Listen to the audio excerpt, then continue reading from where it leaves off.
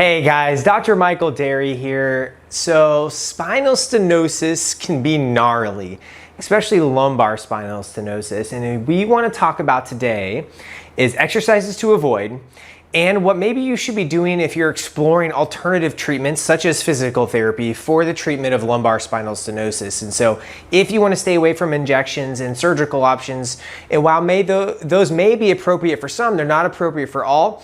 And if you want to look at the less risky option first, which is conservative treatment, physical therapy sits up on top. And so we're going to explore exercises to avoid and then maybe a couple alternatives that you could do to help you along your way. Hang with me and we're gonna have some fun today.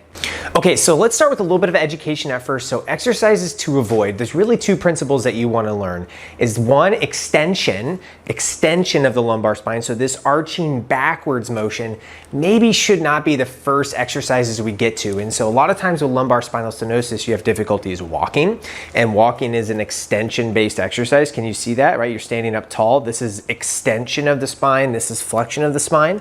And so at first we tend to stay away from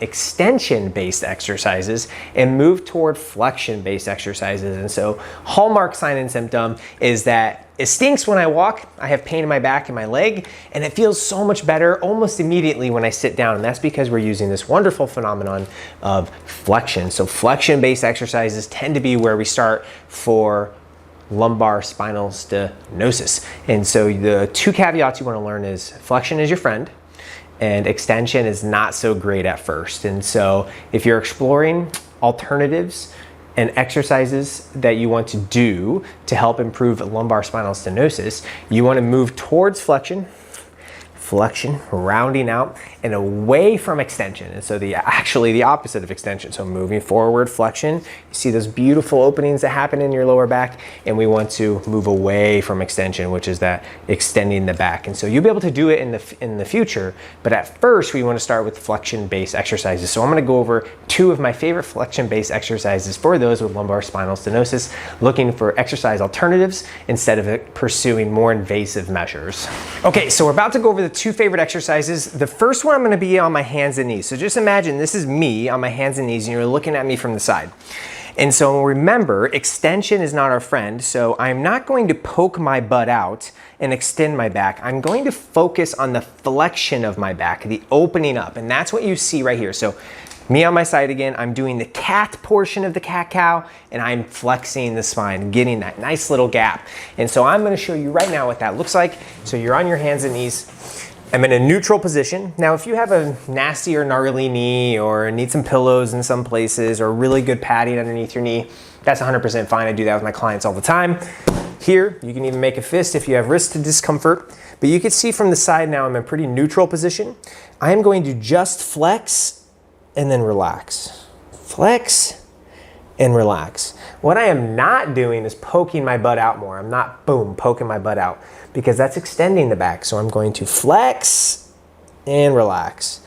Flex and relax. And if you're looking to level up here, go ahead and flex and then sit down. Oh, talking about a huge flexion moment. Flex and then sit down.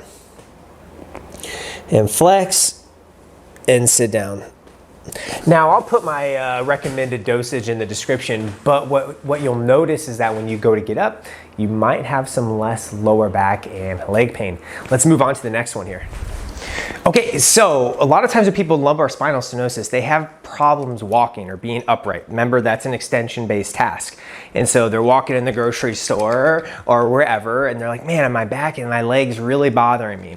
So it's nice to be able to have that first exercise, which is more of the cat portion, which we open up the spine. But then it's also nice to have something in standing so we can have some relief when we're standing. And this is a little bit of a nuanced exercise, but I find it very helpful.